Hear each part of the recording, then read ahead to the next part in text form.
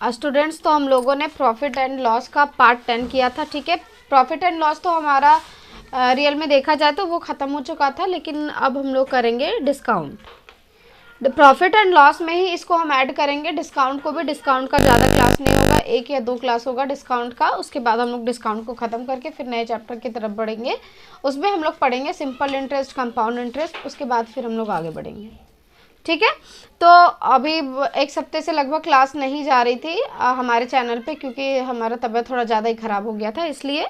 तो आप उसके लिए टेंशन ना लें। ठीक है, आपको पता ही होगा कि अभी जो है वो आपका एग्ज़ाम जो है वो पोस्टपोन्ड हो चुका है ना। यानी कि जो एग्ज़ाम आपका 23 फरवरी से शुरू होने वाला था वो अब एग्ज़ाम आपका पोस्टपोन्ड हो चुका है। तो अभी इसका रियल डेट नहीं आया है कि एग्ज़ाम कब से होगा। हो सकता है आपका मार्च स्टार्टिंग से या मार्च के बीच में से आपका स्टार्ट हो जाए, या मार्च के लास्ट में से भी स्टार्ट हो सकता है। तो आपके लिए एक बहुत अच्छा बात है कि आपको और भी ज़्यादा पढ़ने का टाइम मिल गया है। तो आप इस चीज़ को मतलब अच्छे से लें। आप ऐसा ना समझें कि ये हमारे लिए गलत हुआ, आप इसका अच्छा फ़ायदा उठाएं। ठीक है, आप इस समय को एकदम अच्छे से उपयोग करें इसका, और अच्छे से पढ़ाई भी करें और मॉक टेस्ट भी लगाते रहें। ठीक है, चलिए देखिए हम लोग इस क्वेश्चन को करेंगे। इस क्वेश्चन में हम लोग क्या पढ़ते हैं, देखिए प्रॉफिट एंड लॉस में ही हम आपको डिस्काउंट कवर करवा रहे हैं। ठीक है, इसका 2 पार्ट हम लोग करेंगे, फिर हम लोग नए चैप्टर में बढ़ेंगे। एक माल के लागत मूल्य में कितना प्रतिशत जोड़ा जाना चाहिए ताकि अंकित मूल्य पर 10% की छूट देने के बाद भी 20% लाभ हो। यानी हम किसी भी माल को जब हम बेच रहे हैं तो उसका हमें कितना प्रतिशत उसमें जोड़े कि हमें अंकित मूल्य पर हम 10% अगर हम उसे छूट भी दे रहे हैं फिर भी हमें 20% का लाभ हो रहा है। ठीक है, ये चीज़ आपको ध्यान देना है, ये इस चीज़ पे आपको गौर करना है। सबसे पहले आप ये देखिए कि आपका जो सीपी है ना, तो सीपी जो होगा वो आपका 100 में से डिस्काउंट जितना देगा वो आपका सीपी हो जाएगा, यानी उसके बीच का ही हो तो होगा ना। जैसे मान लीजिए आपको इस क्वेश्चन में डिस्काउंट में बस आपको यही चीज़ समझना है। जैसे मान लीजिए ये आपका है लागत मूल्य, ठीक है, ये आपका है, ये आपका हो गया लागत मूल्य। ठीक है, ये आपका लागत मूल्य है और इधर है आपका अंकित मूल्य यानी एमपी, ये आपका एमपी है। ये जो मार्केट प्राइस है बोला ताकि अंकित मूल्य पर 10% छूट दे। ये जो अंकित मूल्य है, जो मार्केट प्राइस है, इस पे वो 10% का छूट दे रहा है। 10% का छूट देने के बाद भी उसे 20% का लाभ हो रहा है। 10% का छूट देने के बाद भी उसे 20% का लाभ हो रहा है। ये 10% का छूट दे रहा है, यानी इसका जो अंकित मूल्य होगा वो इसके बीच में ही होगा, सीपी है ना। तो सीपी जो हम लिखेंगे वो हम कैसे लिखेंगे, ये आप देखिए। सीपी हम जब भी लिखेंगे तो सीपी को आपको याद रखना है कि हम 100 में से अगर जो डिस्काउंट दे रहा है उसे हम घटा दें, यानी 100 में से हम डिस्काउंट जो दे रहा है उसे हम घटा दें, तो ये हमारा सीपी बन जाएगा। और हमारा जो एमपी बनेगा, यानी जो मार्केट प्राइस जो हमारा बनेगा वो कितना होगा, छूट देने के बाद 20% का लाभ हो रहा है, यानी कि 100 में जो प्रॉफिट होगा उसे हम जोड़ देंगे। ठीक है, प्रॉफिट को हम जोड़ देंगे, अगर लॉस होगा तो उसे हम घटा देंगे।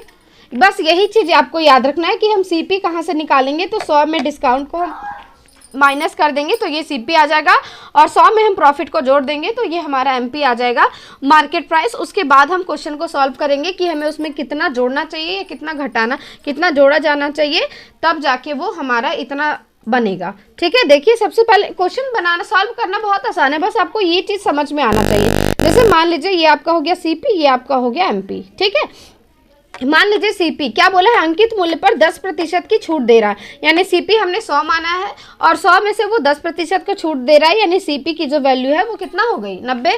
और एमपी का वैल्यू कितना हो गया 20%, उसे लाभ भी हो रहा है, तो एमपी आपका कितना हो जाएगा 120, यानी जब हम इसे काटे तो कितना हो जाएगा 3 और ये इधर हो जाएगा 4, यानी कि इस पे हमें कितना का इस पे हमें जोड़ना चाहिए। देखिए 3 के सामान को अगर हम 4 में बेचें तो इसमें हमें कितना को जोड़ना चाहिए, सीपी लाने के लिए एक को, और हमेशा कितने पे होता है ये सीपी पे, तो 1 को 100 से। अब देखिए तो इसको कितना हो जाएगा 33, 1/3%, यानी हमें जो है वो उस लागत मूल्य पर हमें, यानी कि सीपी पे हमें 33% जोड़ना चाहिए, तब जाके हम अंकित मूल्य पे 10% की छूट देंगे, तब जाके हमें 20% का फ़ायदा भी होगा।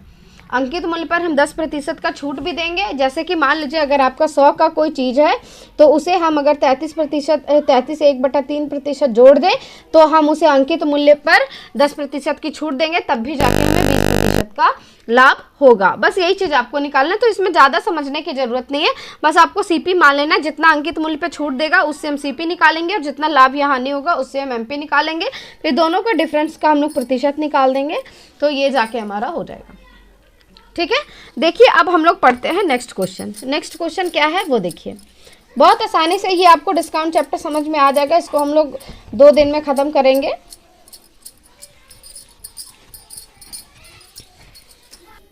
इस क्वेश्चन में हम लोग ज़्यादा चेंज नहीं करते हैं, यहाँ पे बस वैल्यू को चेंज करते हैं। प्रतिशत की छूट देता है 10 पॉइंट, यहाँ पे 11 1/9% की छूट देने के बाद भी उसे इतना का लाभ प्राप्त होता है, यानी इतना का ही वो छूट देता है और उसे इतना का ही लाभ प्राप्त होता है। ठीक है, जितना का वो छूट दे रहा है उतना का ही लाभ प्राप्त होता है, तो कितना प्रतिशत अधिक जोड़ा जाना चाहिए ताकि उसका जो है वो इतना का छूट भी दे और उसे इतना का लाभ भी हो। यानी 11:1/9% का छूट भी दे और 11:1/9% का उसे लाभ भी हो, तो ये जाके आपका हो जाएगा। ठीक है, तो आप देखिए क्या होगा इसके बाद कि आपको इस क्वेश्चन में क्या, क्वेश्चन तो सही है ना। हाँ देखिए, एक माल के लागत मूल्य में कितना प्रतिशत जोड़ा जाना चाहिए ताकि अंकित मूल्य पर इतना की छूट देने के बाद भी आपको इतना का प्रतिशत का लाभ हो। तो जैसा कि हमने आपको पढ़ाया था परसेंटेज चैप्टर में ही, हमने इसको भिन्न में बताया था।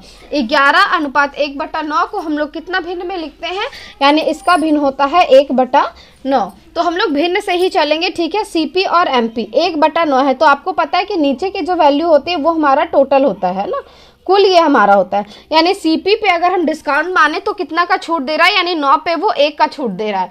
9 पे 1 का छूट दे रहा है, तो 9 पे 1 का छूट दे रहा है, यानी सीपी इसका 8 हो जाएगा। और एमपी यानी कि वो इस पे इतना का लाभ भी हो रहा है, यानी 9 पे 1 का लाभ हो रहा है, यानी उसे 10 का लाभ हो रहा है। तो इससे हम काटे तो 4 और ये इधर हो जाएगा 5, यानी इसे कितना का हो रहा है, 1 का लाभ हो रहा है। 4 पे 1 जोड़ा जाना चाहिए, 4 पे, तो 100 पे कितना, तो ये हो जाएगा इसका 25%, यानी इस पे जो है वो 25% जोड़ा जाना चाहिए, तब जाके उसे इतना का छूट भी देगा और इतना का लाभ भी देगा, तब उसका अंकित मूल्य इतना आएगा। ठीक है, ये क्वेश्चन को आप लोग इस तरीके से सॉल्व करेंगे। समझ में आ गया आपको ये क्वेश्चन? डिस्काउंट में बहुत ज़्यादा डिस्काउंट से क्वेश्चन पूछे जाते हैं, लेकिन उसमें आपका समतुल्य का ज़्यादा क्वेश्चन पूछा जाता है, यानी एकल छूट का, वो भी हम आपको बताएंगे। पहले हम इन सब चीज़ों को देख लें। अब देखिए आपका क्वेश्चन क्या है, थोड़ा सा क्वेश्चन को हम लोग चेंज करते हैं, उसके बाद फिर नए क्वेश्चन पे आएंगे, फिर हमारा ये चैप्टर खत्म हो जाएगा, है ना। देखिए क्या है आपका ये क्वेश्चन।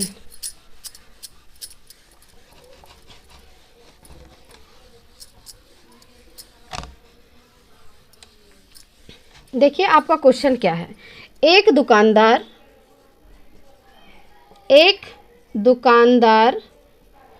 16 पतंगों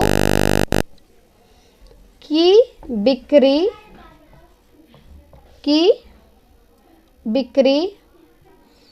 पर 4 पतंगे मुफ्त देता है। ठीक है, 16 पतंगों की बिक्री पर 4 पतंगे मुफ्त देता है, तो छूट प्रतिशत निकालना, छूट प्रतिशत ज्ञात करें। यानी कि हमें छूट प्रतिशत निकालना है कि वह कितना का छूट दे रहा है। अगर हम दुकान से 16 पतंग खरीदने जाते हैं तो वो हमें 4 पतंगे और दे रहा है, बिक्री पर 4 पतंगे मुफ्त देता है, सॉरी यहाँ 4 पतंगे मुफ्त देता है, यानी कि उसका जो एमपी होगा, इसमें हमारा एमपी और एसपी का बात किया जा रहा है। ठीक है, यानी कि अगर हम उससे 20 पतंगे ले रहे हैं, मान लीजिए कि उसका हम लोग 20 रुपए में, वो 16 रुपए है और 4 पतंग 4 रुपए है, तो 16 और 4 कितना हो जाएगा आपका 20 हो जाएगा, यानी कि वो आपको एमपी इसका हो जाएगा 20 और एसपी यानी कि वो बेच कितना रहा था 16 पतंग, हमें 4 पतंग मुफ्त मिल रहा है। 4 पतंग मुफ्त मिल रहा है, तो बोल रहा है कि वो हमें कितना का छूट दे रहा है, तो वो हमें 4 का छूट दे रहा है। 4 का छूट दे रहा है, कितने पे दे रहा है? 20 पे वो हमें 4 का छूट दे रहा है, तो 100 पे कितना देगा? तो ये 5 यानी 5 के 20, तो वो हमें कितना का छूट दे रहा है? यानी वो हमें 20% का छूट दे रहा है। अगर हम इसी क्वेश्चन को एक और क्वेश्चन बना दें तो क्या हो जाएगा? एक दुकानदार 15 वस्तुओं की बिक्री पर, 15 पतंगों की बिक्री पर या वस्तुओं की बिक्री पर मान लीजिए 5 पतंगे मुफ्त देता है, तो छूट प्रतिशत निकालना है। इसमें भी एमपी वही हो जाएगा कि 15 और 5 कितना हो गया? 20 हो गया, और एसपी कितना हो गया? इसका 15 हो गया। तो इस पे छूट दे रहा है हमें, 5 का छूट दे रहा है कितने पे? 20 पे। तो 100 पे कितना? तो ये 5, ये 25 आ गया। तो इस तरह से हम लोग जाके इस क्वेश्चन को कंप्लीट कर चुके हैं, और ये डिस्काउंट का लगभग समझिए तो आपका पार्ट 1 खत्म हो चुका है। ठीक है, पार्ट 1 आपका खत्म हो चुका है। अब हम लोग पार्ट 2 करेंगे, और पार्ट 2 में भी हम लोग नेक्स्ट क्वेश्चन को करेंगे जो कि बहुत इंपॉर्टेंट होगा। वो क्वेश्चन ज़्यादा एग्जाम में पूछा जाता है। ठीक है, पार्ट 2 का, ये पार्ट 1 का भी पूछा जाता है, लेकिन इसमें ज़्यादा कंफ्यूज होने वाली कोई बात नहीं है। ये क्वेश्चन बहुत ही आसान होते हैं, और पार्ट 2 हम लोग कल करेंगे। फिर मिलते हैं नेक्स्ट वीडियो में, तब तक के लिए थैंक यू सो मच।